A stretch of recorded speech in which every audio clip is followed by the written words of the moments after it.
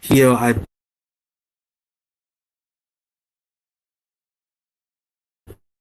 know how many of you you can hear I can hear you, teacher. That's good. You can hear me. That's great. Okay, so we have to wait till half of you already been here, then we can start it. So we have 50 something people. So if you don't participate, then I can't let you pass. There is no way. In particular, it's online, so participation becomes the most important one. Otherwise, we have no idea whether you're learning or not. So even I ask you to write an essay in the end, maybe you just copy or get a copy of an essay from someone. So I have to rely on your attendance as well. So I put the two together, your attendance and come out with your essays, and then I have a better idea. Okay, so we probably have to start our lecture because we have 20 people something. So it means that a lot of you are still, maybe they are still sleeping or something. We cannot take care of you. If you don't participate, you don't pass. So it's very simple. So even you say every time you are on the attendance list, I still don't trust you. I trust only those on my screen and only those who can respond. Okay, just to let you know, take it seriously. Unless you are determined, I don't want to pass, then fine. If you really want to learn, please carry on and stay with me. We are picking up very slowly, so as long as you want to learn, you won't be left out. We are not talking about something very difficult in the very beginning. We are just get around something easier, and then for you to learn something harder. Okay. Without further ado, let's come to our lecture. So last time we were talking about the arrows. We are still on the arrows, and I asked you guys to do some homework. And please send your homework to our monitor. The monitor will come. Online things become very difficult. Whether you participate, whether you your homework become very important. Is also an proof that you participate in this lecture as well. So okay. So last time we were talking about the main one is about the most probable value. So why do we care about the most probable value? Most probable value means that you have no way to know the exactly value because the true value is beyond everyone's comprehension. No one can even have comprehension. So the best way we can do is we rely on some machine and get some we call the most probable value. So this is a approximative value to the true value, the value no one knows. But if you have a good machine, you can approximate very precisely. There is no problem. Okay, so last time homework example 121, and the two is to run through question 1 to question E one by one and do your calculator. And I check some of your guys homework. I find out some of you just write out quite identical the solution. That's not what we expect. I told you I'm not expecting you to copy a copy from the textbook to me. I don't need a copy from the textbook. I already have a textbook. What I was asking you to do was to use your calculator and run through the theory I told you last time. And so please focus on the really write down something we ask for, not write down something just follow the book. You have to comprehend to some degree. Otherwise, it's hard for you to understand something else. Okay, if do you have any problem regarding last time's homework?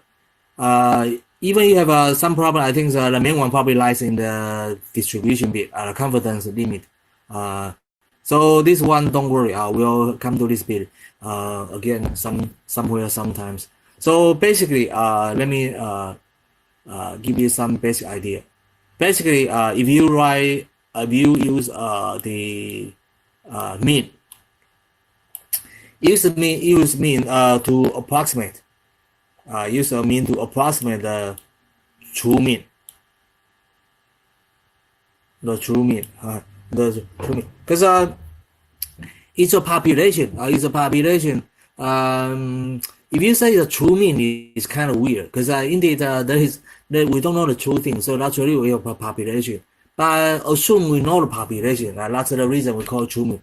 Assume the population is not. For example, if you have an arrow, and then the arrow follow distribution strictly, then we can say, okay, the arrow is predictable, predictive and predictable.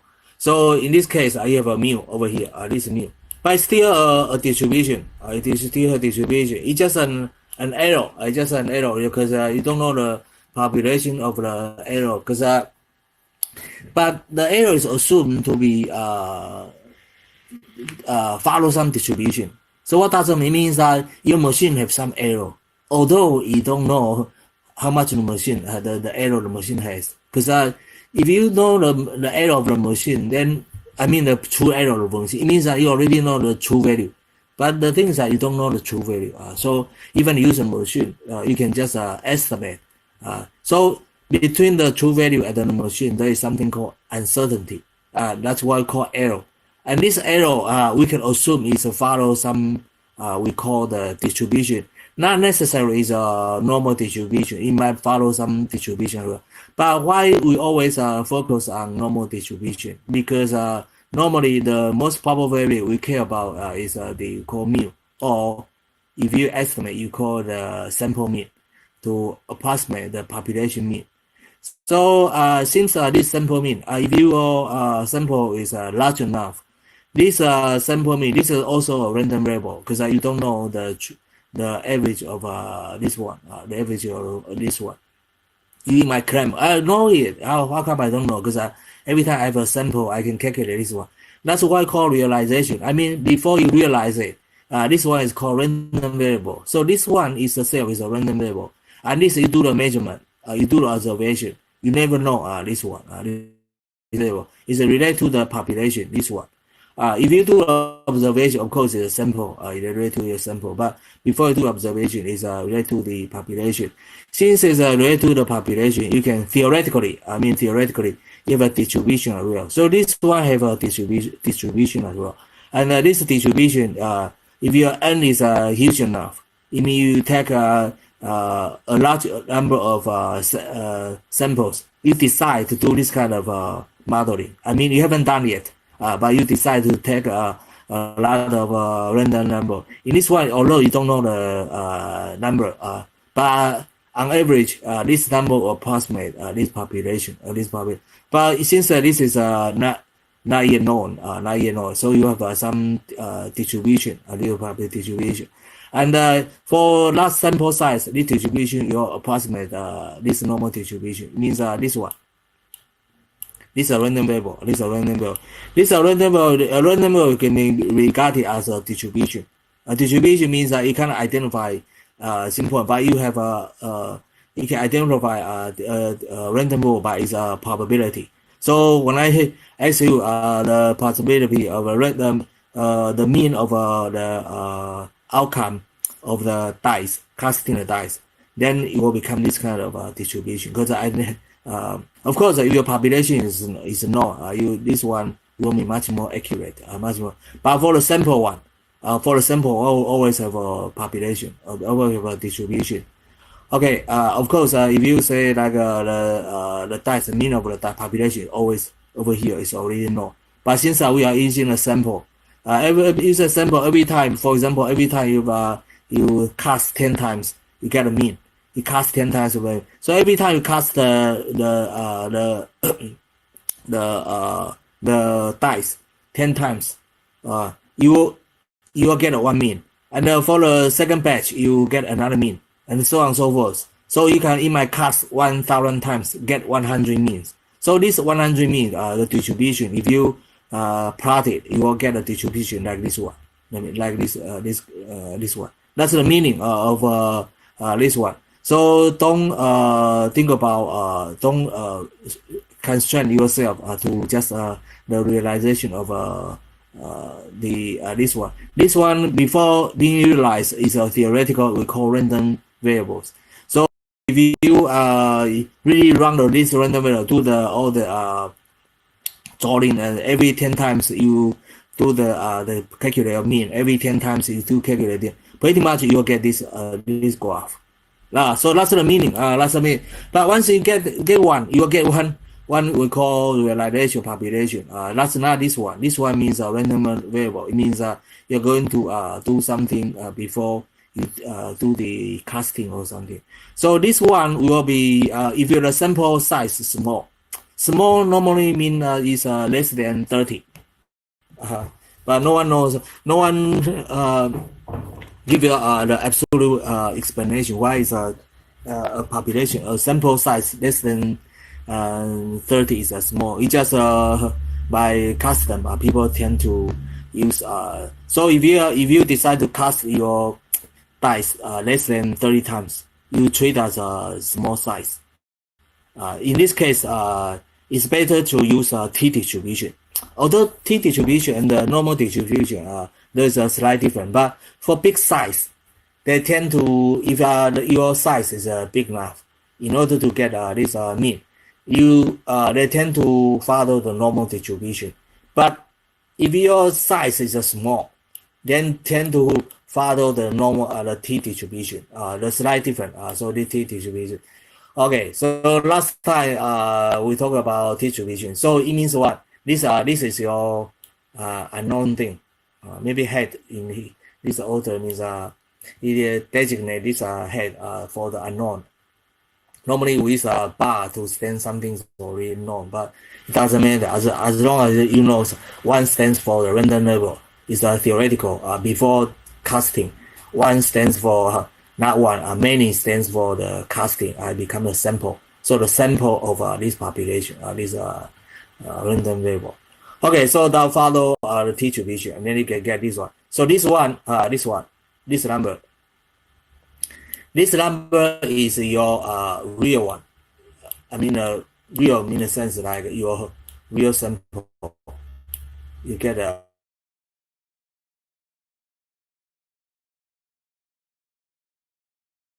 real, or it's your real sample. Get a real one. And this is the more later on. So if you can't really figure out why, don't worry, just stay with me. You will figure out later. Okay, now let's come to the example 1.2. If you have any question, let me know straight away. Example 1.2, you can see it's we also have a table. Here also a table. It's a table called 1.2, right? And you have a A, you have a B. A is a EDM machine. EDM machine. We'll let you see what has a EDM. It's called EDM instrument. E stands for electronic.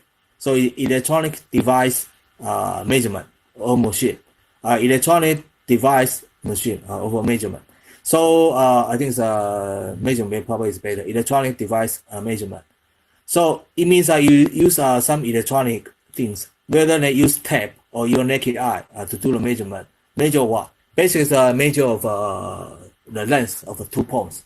So this is electronic distance. D stands for distance. So it's 2 points, the length of 2 points, a measurement. So it's called EDM. All right. So we are going to test baseline. You don't care. So far, you don't have to. You don't have to understand the baseline, but just treat as 2 points. You try to figure out, measure the 2 points. So one, you get this is a machine A. So EDM is an instrument. Look at the S. Is a plural. Plural over here. S. So it means that there are many. So EDM is an approach. Electronic device measurement. So it's an approach. But to implement, you have a different kind of machine, different instruments to implement. At least you have like 4 or 5, I think, to implement this kind of idea, electronic device. Okay, measurement. All right, so you have a machine A, machine B, their machine. Okay, so machine A, you do the observation. You are going to measure, for example, you're going to measure P to Q. The distance between P and Q, these two distance. And now we use EDM machine. EDM machine basically just use you call infrared, or you can use what you call microwave, a different kind of wave to do the measurement. So basically, I have a machine here in a P. So suppose this is one kind of machine, a machine over here. So this machine will emit, let's say emit some microwave or something, some wave, and this wave will hit. Of course, you must have some stuff or lever over here for it to reflect, or some glass. Normally, it's sometimes of object over here for the principle is all the same. If you use a laser, if you use a laser, then laser beam will emit it, and then they will bounce back once to emit the glasses, something like that. And for the wave, microwave, you have to hit something, some object as well. They bounce back. And then you calculate the time and also the wave. And we'll come to the practical how to do the calculation. I mean, of course, in the reading from the machine, you'll get all this. But how are you going to trust all this number? You must have some basic idea about the measurement. Otherwise, you just have to trust your machine. It's too risky. Maybe someone failed on your machine or something. So you got a basic idea about how to, if the wave have a wavelength.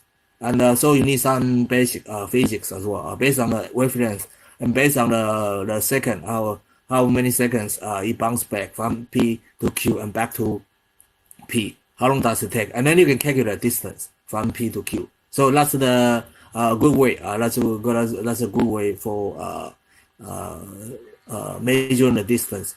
Okay, so this is called the so before that, let me show you some of the, because we are talking about the measurement. So let me show you some of the electronic measurement. So I already find out some of the electronic measurement. So this is the article. Let me show you this one. Maybe this one is better. Okay. So now we are learning.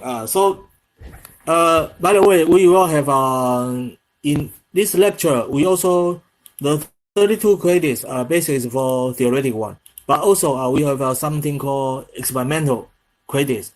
So far we don't know, because you kind of go back to the universities at the moment. So we kind of decide the experimental hours. So our experimental hours will be used in operate this kind of machine. For example, like the machine we introduced here. And supposedly, you kind of go back to university. The best way you can do is I play you some video to see the machines, how it works. And I've been touching this kind of machine a couple of months ago. So I also recall some of the machines, how I operate them in my mobile phone. So to some point, I can play. They are always short. Video, and then I can play to you as a guy. As well. So, but the base, the idea one is I can really borrow the machine from the university and let you guys get your hands on. Otherwise,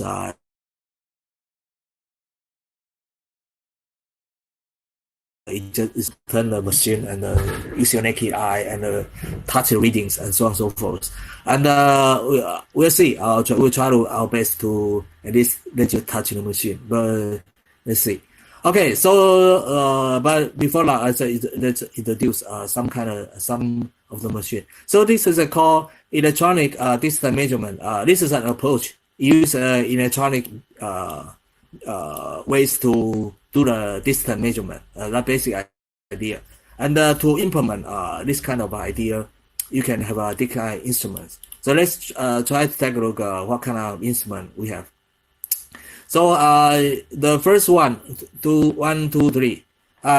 Maybe I have to make it larger because some of you will reading from your mobile phone. So I try to make it larger, because it's better you watch your the video from your computer. Yeah, I think it's larger. Otherwise, mobile too small.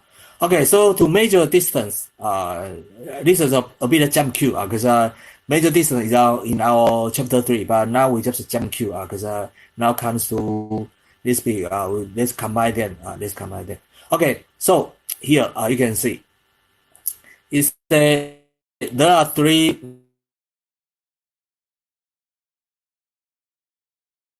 measures. We'll briefly, if you introduce now, we'll save some time for chapter 3. So in chapter 3, you can go faster. So please listen here carefully. So the first one is practice the measurement. It's easy by chaining or by tapping. So we always know the tapping, or you can by chaining put a tap together, something like that. So you can do the tapping and the tapping. It's a very typical one. Basically, it's manually. You have to do this by human manually. But it's much more depends. If you cannot operate the machine, it's easier for. Okay. So the second one is called optical distance measurement. So optical distance you have to use it by tachometry and horizontal substance. And today probably I'll show you what does a horizontal substance looks like, and also telemetrics measure. And the way is use optical wedge attachment. So for example, you can use a laser or something, or you can use a different kind of. So this is quite popular. Optical one is quite popular. I think it's highly used nowadays. In particular, is a laser beam or something. So of course, this is our main one because it's the main tool people are using now. Okay, the third one is called electronic one. Electronic one, it's easy, but the problem is look at this one. It cannot be implemented in the difficult terrains. That's true. Why? Because normally you have a wave, and wave are highly influenced by the terrains. So if your terrains are uneven, the wave they are bouncing here and there, and they imitate and they reflect here and there. So it causes a lot of problem. So if the terrain is uneven, normally we don't use EDM. So EDM is I think it's but in some place you still need this kind of machine as well to operate. So you can't say just teach them completely. There's no. Okay, so let's look at if you look at use a wave, use we call it EDM, because the EDM you have to use a wave as well. Some way to use a wave. So use one is called electronic wave. Use an electronic wave. So for the electronic wave, if you have 2 points A and B, here I cannot draw it because it's different. Is the web page. So suppose A and B, and from P to Q. From P to Q, you use wave. Different kind of wave. You can have infrared. You can have a different kind of wave. You can get hold of, and then you just emit the wave, and the wave will bounce back and calculate time and the wavelength. Blah blah blah. You can easily get the length of from P to Q. So we'll come to this bit, the different wave and how can you calculate distance. And the normal is the infrared is used much more often. But here you also have something called microwaves and infrared waves, and also have visible light waves. Visible is because you want to make sure it works not only in machine, also can be checked by your naked eyes. So that's the reason you use some visible light. So there are many approaches. As long as something have a wave, you can easily calculate. You can use a sound, or you can use light. Different approach. So you can easily calculate all that. So we'll come to that bit. The practical. So this is one kind of machine. You can look. And I operate this kind of machine as well. So basically, this is called stuff over here. You can look at this one. Basically, it's just stuff. So you put this one will reflect. If you have this probably is the reflector. So it might, if you use light, this one might be the glasses. If you use a wave, this might be something that can reflect waves as well. So this must be well designed. This must be well designed. Otherwise, it's cause some inaccuracy in your machine. And this one is your main machine. This one. So this one.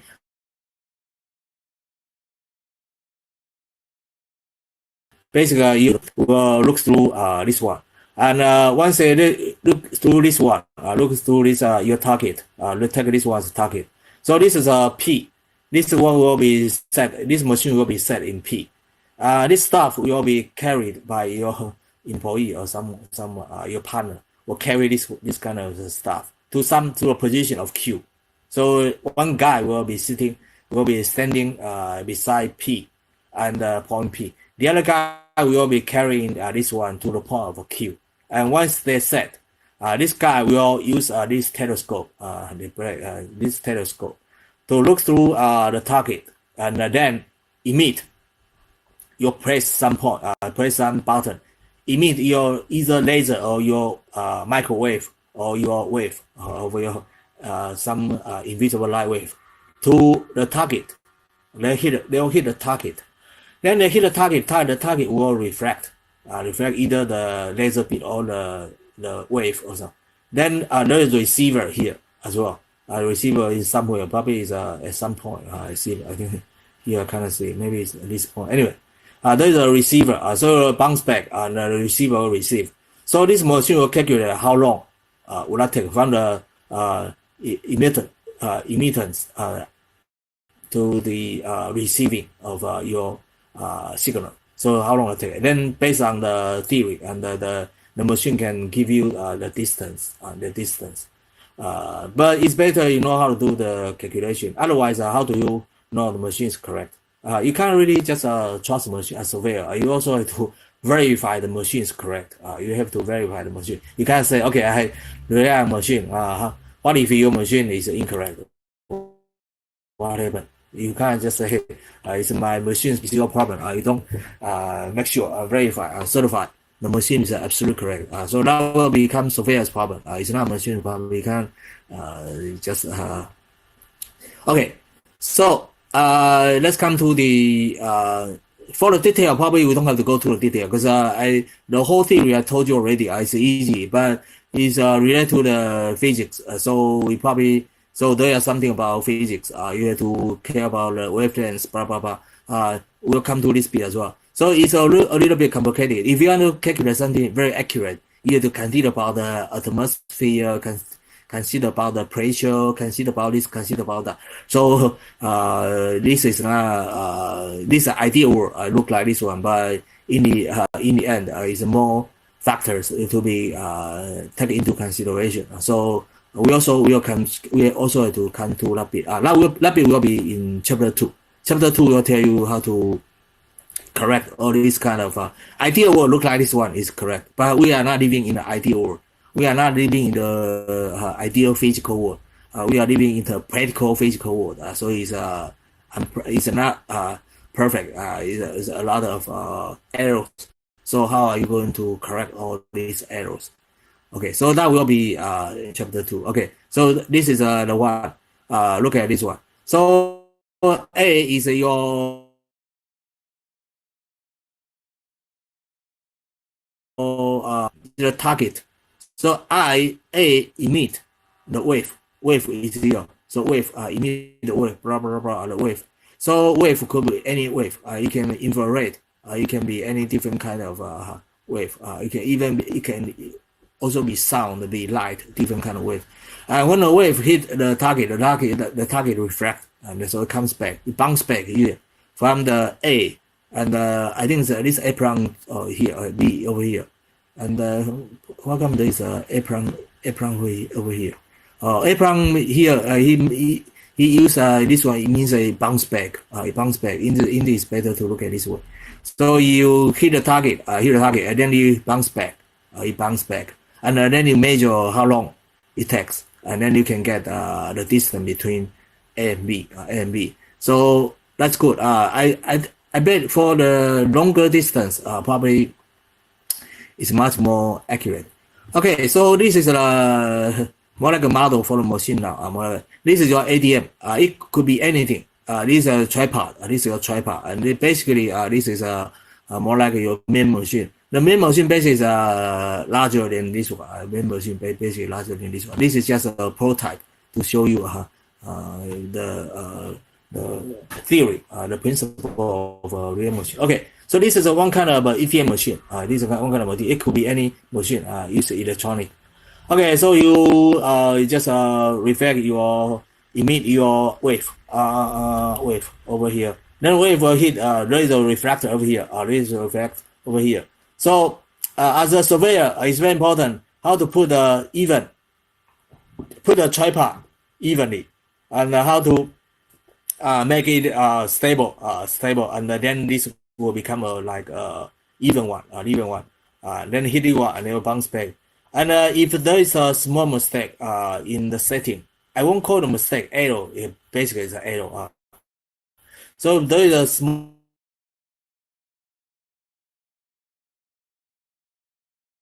error, then the result you get might be quite inaccurate.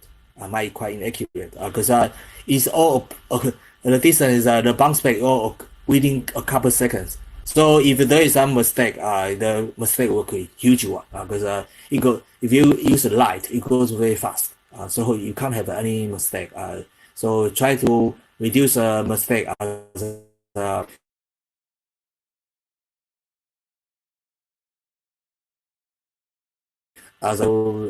but anyway, these two will take a lot of time to set it up. To do the measurement is quite easy. Maybe it takes you just two minutes. You can get a result and finish the whole thing. But the setting to set up this one, to set up this one to their correct position, and everything is correct before the measurement, it takes an awful lot of time. A lot of time. That it takes hours to and anyway. We have time will come to that bit. So this is how they do all the personal error. You have many personal errors. It's hard to calculate a personal error. The best way you can do is you hire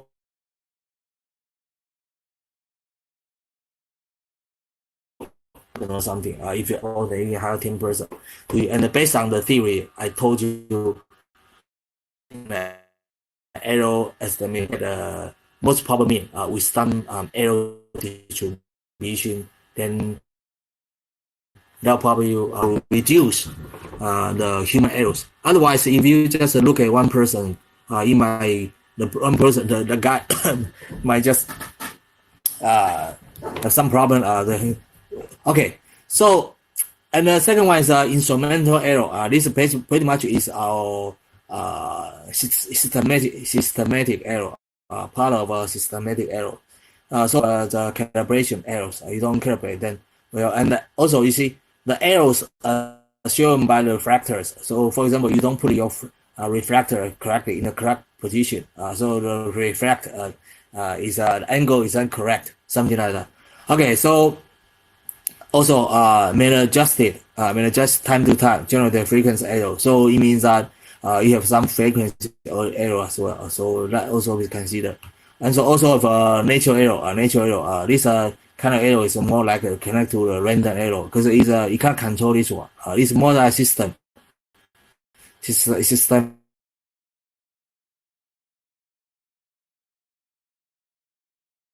error is a systematic error or a natural error. Depends. Okay, so natural error. We also in chapter 2 we'll try to reduce natural error. So you have to take all the consideration and how to reduce it. Also, we look at the instrumental error in chapter 2 as well. So these two errors will be reduced or diminished in chapter 2. And the first the human error basically can be reduced in chapter 1. Because chapter 1 I already told you guys how to if you have like a 10%, then how can you use a weight to give even the most probable mean value to stands for the the one you measure. So remember, all these errors can be handled. It's not like you have to tolerate this error and take it for granted. No, as a surveyor, your professional job is try to reduce all these errors as much as possible. So personal errors, I told you already. Of course, personal error is more than that, more than just like you hire 10 persons to do this kind of thing. But at least one approach is you hire more people to do this. But one thing, hire more people means you spend more. Are you going to spend more? Probably not. So how are you going to still under a limit budget? How are you going to control your personal errors within the bound? That's still another issue. So we'll all come to all right. So let's go back. So now I guess you pretty much have some very concrete idea about what's this subject about. This project. So although it's all about the distance measurement. It's all about distance, but distance basically is probably the most major object you been working with. Of course, there are some like you try to measure the area of a field or the length of some different kind of thing. But the most important one, the most usual one used probably the distance. So please take the distance one. So let's come back to this one. Since you already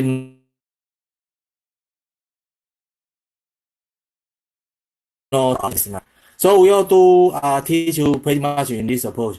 So online have the benefits as well. So if you are doing this kind of in class, it's hard. It takes too much time. But online is easy. Online lecture is easy. I can easily go back to our original the textbook, and then I can go back come back to some supplementary materials. So it also have some advantage for online lecture as well. As long as you get used to it. Okay, let's go back to the chapter 2. Not chapter 2, example 2. So, okay. So this is machine A and machine B. So, for example, use infrared for machine A. Use the sound wave for machine B. So these are two different kind of machine, but they are all EDM. They are all electronic device measurement approach. Okay, so now we try to measure P to Q. So you do the measurement. For the machine A, how many measurement you do? You do the observation 1, 2, 3, 4, 5, 6. So 1, 2, 3, 4, 5, 6. So you do the measurement six times. 6 times. Okay. So you do measurement 6 times, and then you use the machine B, do the measurement 6, 7, 8 times. 8 times. You might wonder why don't you just unify them? Most of them you do either 6 times or 8 times. I think the simple reason is sometimes the machine costs as well. The machine costs it costs money. If you use nowadays probably won't cost too much. Maybe you can look at it like two person, one person operate A. Yes, sometimes the other person operate machine B. So for one day, machine A can be operated at most 6 times. For machine B, it can operate at most 8 times. Then it's easy to imagine why there is a discrepancies between the measurements, observations. Okay, presumably you hire two person to do the measurement, and the person 1 use machine A, the EDM machine A, to do the 6 observation measurement, and then feedback 6 this one as written like this one, and people 2 use a machine B, and then feedback A observation measurement look like this one. So now, as a surveyor, as a chief surveyor, you hire these 2 guys to do this for you as a chief surveyor. Now you have to decide. So what exactly is the distance between P and Q? You can't just show your boss all this table. You'll he will be gone crazy. What do you mean? They give me this table to me. What do you mean? So you got to tell him from the survey knowledge, I can tell you the distance between P and Q is how much. You have to tell him. So based on this information you get from the machine A data and the machine B data, you have to. Okay, let's see how are you going to do. So the basic idea here is you have to calculate the weight first. Look at this one, weight. Last time we talked about weight. What does weight stands for? Weight stands for trust. Last time we talked about weight stands for trust, right? So, is your break time what? Someone send me. Not yet. I think we still have 3 or 4 minutes to reach break time. I thought I take your break time. What's up? It's showing the previous class. How come? Because everyone here, they are listening to this class. So we'll figure out once we have break time. Please ask other people. Once you because he can't see it. So in break time, ask others. Okay. So because whatever I say, you can't hear me. So I just respond in WeChat. Okay. So another 2 minutes to go before we take a short break. Okay, so the idea is that how are we going to assign a weight to A and assign a weight to B?